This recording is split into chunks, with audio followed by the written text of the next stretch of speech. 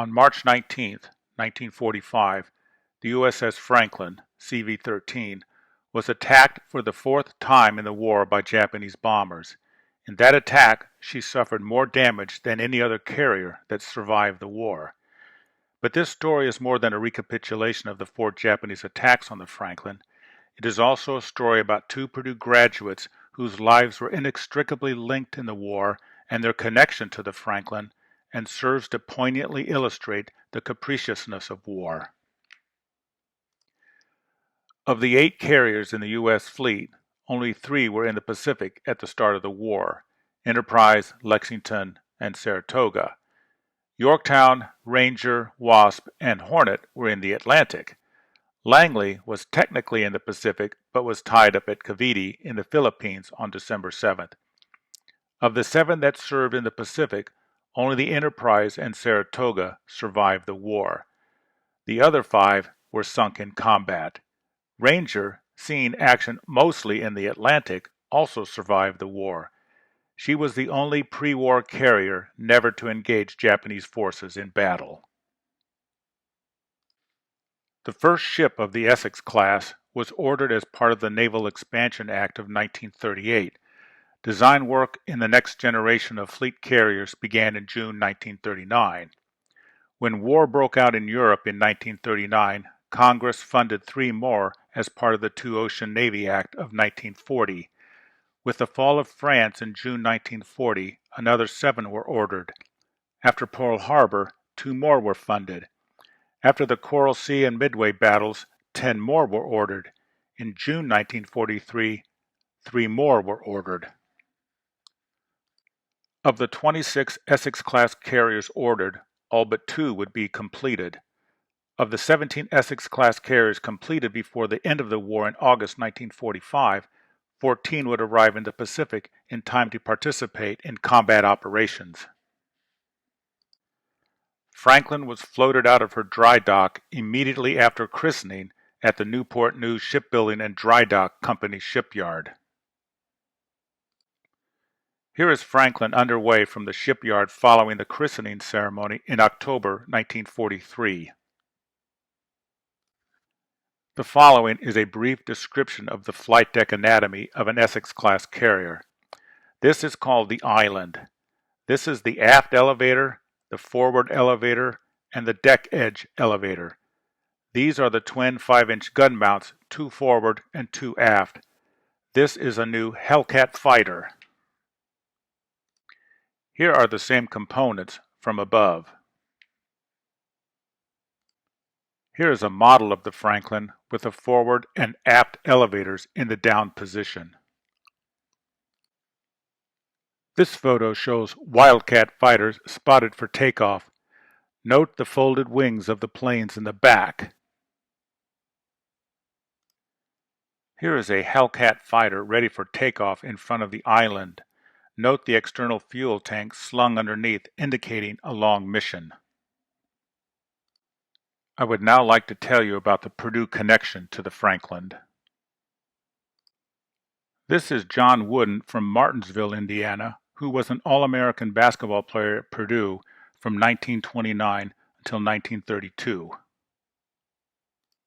This is Wooden's 1931 debris photo. This is a photo of the members of the Beta Theta Pi fraternity at Purdue in 1929. This is John Wooden. Even though he was a married man with 2 children and had a job teaching and coaching at South Bend Central High School, even after the war started, John Wooden enlisted in the Navy because he thought it was his patriotic duty. After the war, John Wooden began coaching basketball. He eventually landed a job with the UCLA Bruins, where he established a basketball dynasty between 1948 and 1975, with 620 wins against only 147 losses. UCLA, under coach John Wooden, beat Purdue in the 1969 NCAA championship game in Freedom Hall in Louisville, Kentucky. It was Wooden's 3rd NCAA title. Coach Wooden went on to win a record 10 NCAA championships, including 7 in a row, a feat that will likely never be matched. One of the most memorable games in Purdue history was the inaugural game in what would later become known as Mackey Arena. John Wooden and his UCLA Bruins barely beat Purdue 73-71 on December 2nd, 1967. Here is another Boilermaker that practically nobody remembers. This is Fred Stalcup from Bicknell, Indiana, who attended Purdue in the mid-30s. Stalcup was also a member of the Beta Theta Pi fraternity, just not at the same time as Wooden. Here is a photo of the 1935 Purdue football team. This is Fred Stalcup. Here is the 1936 Purdue football team. Here is Fred Stalcup. Here is a publicity photo of Stalcup and other backfield members of the football team. Stalcup was also on the Purdue track team. Like his fraternity brother John Wooden, Stalcup also enlisted in the United States Navy, despite already having a job as a teacher and coach at the University of Toledo. This is his application for a commission in the United States Navy, dated April 2nd, 1942. Here is Stalcup's mugshot and a brief resume in his own hand on his application for commissioning in the United States Navy.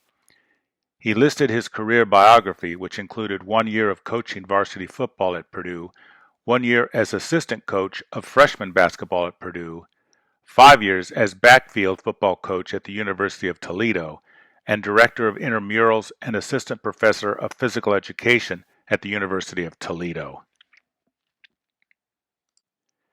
Here is another photograph of Fred Stalcup as a Navy lieutenant, junior grade. Before the fateful attack in 1945 that nearly sank her, the Franklin was damaged in 3 other attacks in 1944. The first of these attacks took place on October 13th, leading up to the Battle of Leyte Gulf. At twilight, the task group that Franklin was part of came under attack by 4 Japanese torpedo bombers. Twice the Franklin narrowly missed being hit by torpedoes. One plane broke through the ring defenses but was hit by anti-aircraft fire. It crash-dived onto Franklin's flight deck, slid off the deck, and exploded as it hit the water. The only damage to the ship was a gouge in the flight deck in several places by the Japanese propeller and to 3 20mm guns. There were no casualties, and the ship's crew was able to make repairs.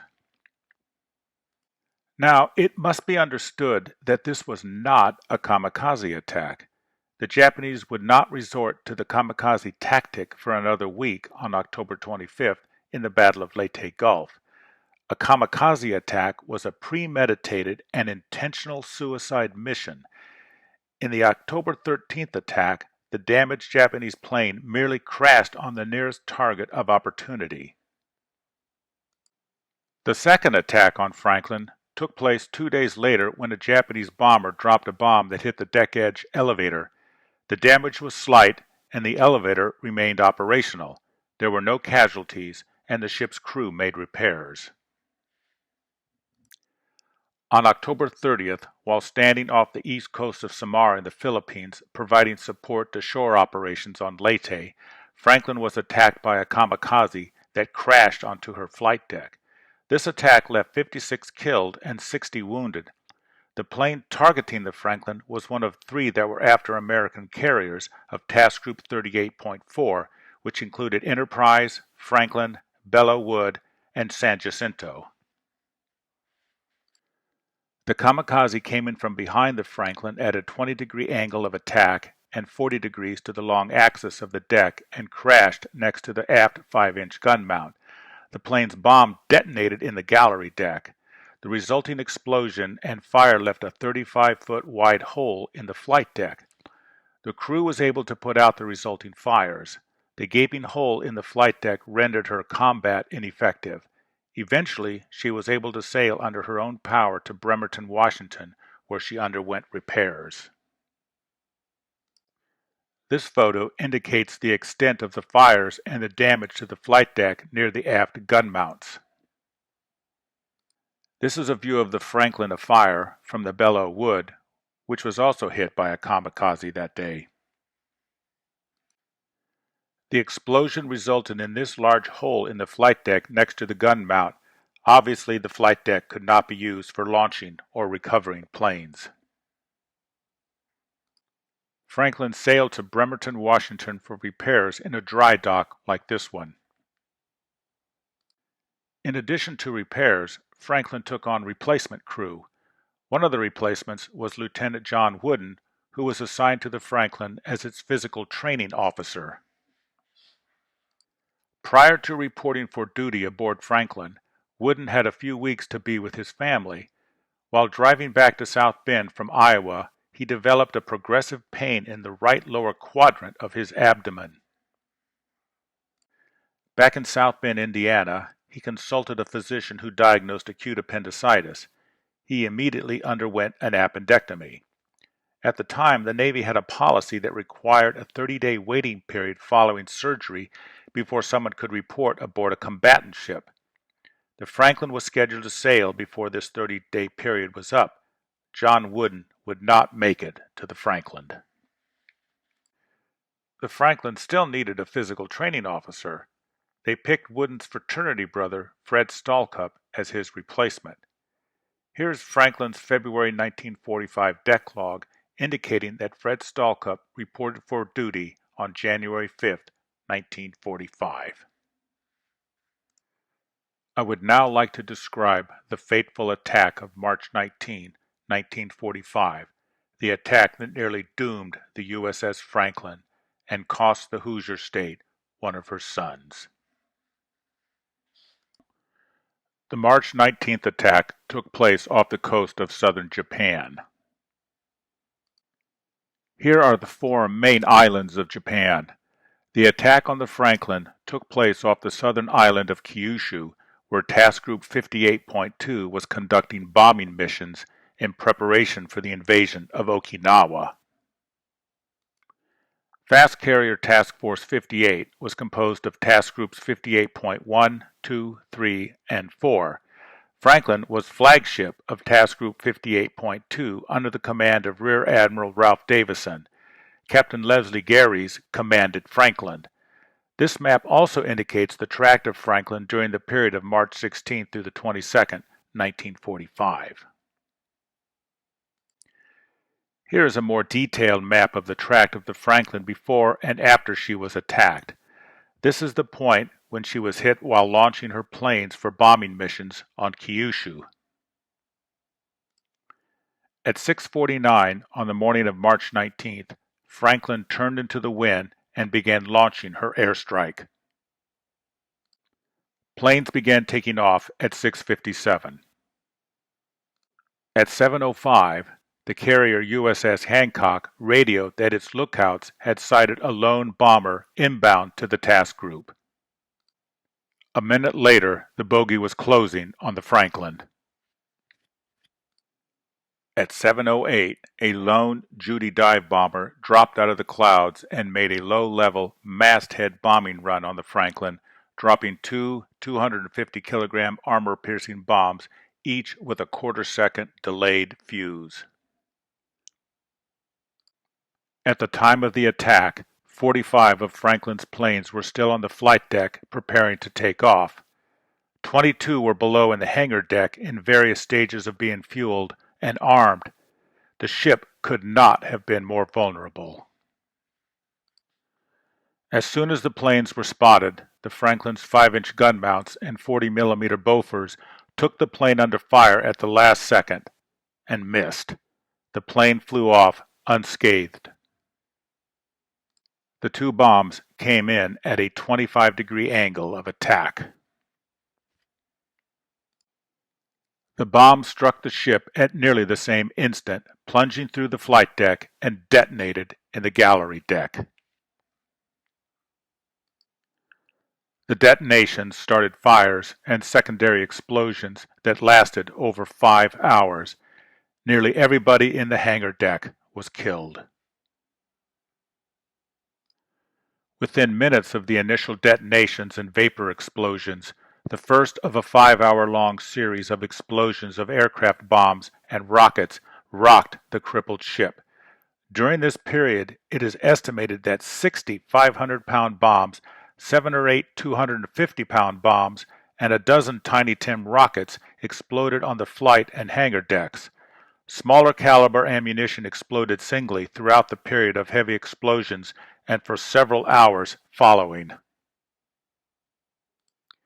Here is a photo of Wildcat fighters spotted for takeoff.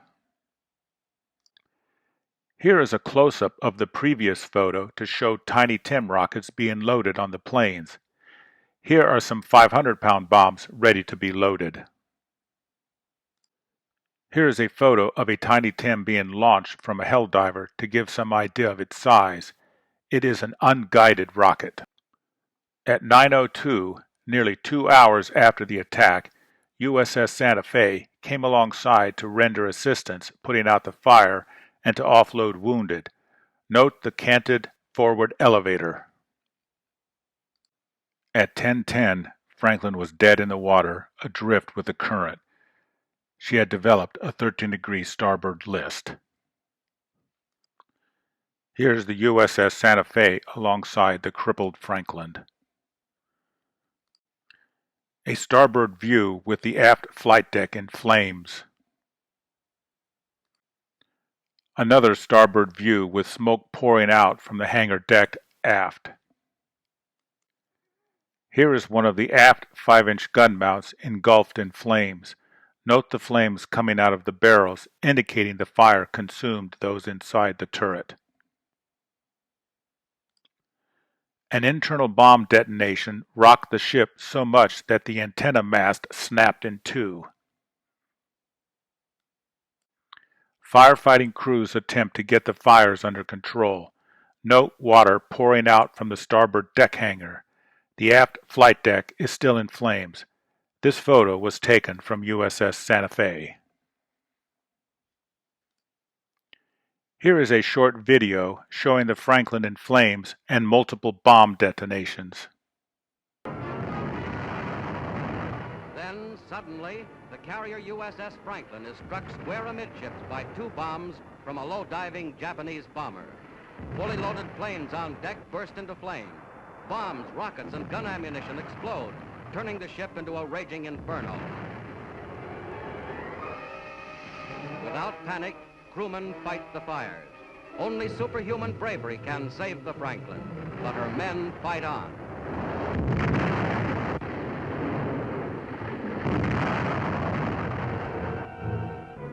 The toll of casualties grows as explosions continue. The Franklin burns through the day.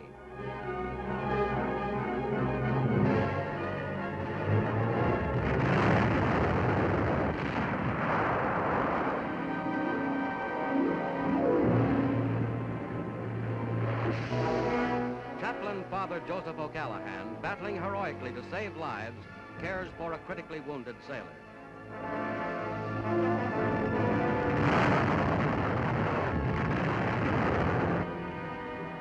The Franklin is still afloat.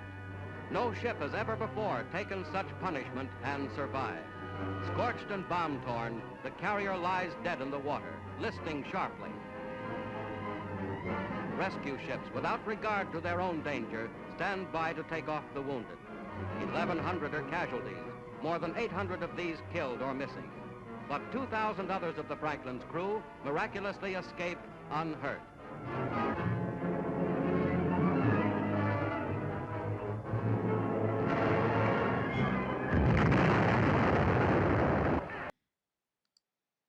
Eventually, USS Pittsburgh came alongside and took Franklin under tow. This photo illustrates the 13-degree starboard list. Official Navy casualty figures for the attack totaled 724 killed or missing and 265 wounded. This was the worst loss of any surviving warship during the war. Among the dead was Lieutenant Fred Stalcup. Here is the Franklin's deck log for March 1945, indicating that Lieutenant Stalcup is missing in action. His body was never recovered. Here's the official Navy "We regret to inform you" letter addressed to Stalcup's father, Fred Sr. This letter also describes Stalcup's duties, at least those duties during flight operations. His job during flight operations was hangar deck officer, responsible for the movement of aircraft in the hangar deck to the flight deck. Here is the letter dated April 13th, also addressed to his father, indicating that he is listed as missing in action. Here is the letter dated December 14th, 1945, addressed to his mother with his posthumous Purple Heart Award.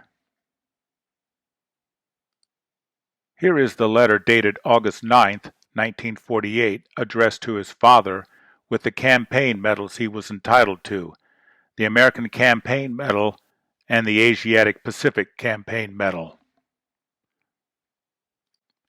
Despite significant damage, Franklin was able to sail to New York Harbor under her own steam, arriving in April 1945. Note the heavily damaged aft flight deck. Here is Franklin anchored in New York Harbor. Here is a view of the damaged flight deck. Fred Stalcup's name is inscribed in the Courts of the Missing in the Punch Bowl in Honolulu. Here is Stalcup's name inscribed in the Courts of the Missing, indicating his home state as Ohio, only because he lived in Toledo when he enlisted in the Navy. Fred Stalcup's name is also listed on the World War II Honor Roll in the Purdue Memorial Union. This plaque is located just inside the front entrance. I had the privilege to meet John Wooden in Martinsville, Indiana in 2005. Everybody wanted to ask him about basketball. When it was my turn, I asked him sotto voce about his experience in the war. He turned to me and our eyes locked. He did not say a word, but merely averted his gaze and pointed his finger heavenward. We both knew what he meant by this simple gesture. I thanked him for his service, then got up so that the next admirer could approach him. This is how I will remember John Wooden. I mourned his death in 2010 at the age of 99. He was a true Hoosier hero and one of the great men of our time. But I will also remember the life of another Hoosier about whom many have never heard, and mourn the death of a man who willingly went into harm's way during the waning days of World War II as John Wooden's replacement aboard the USS Franklin, Fred Leon Stalcup. Fair winds and following seas, Fred.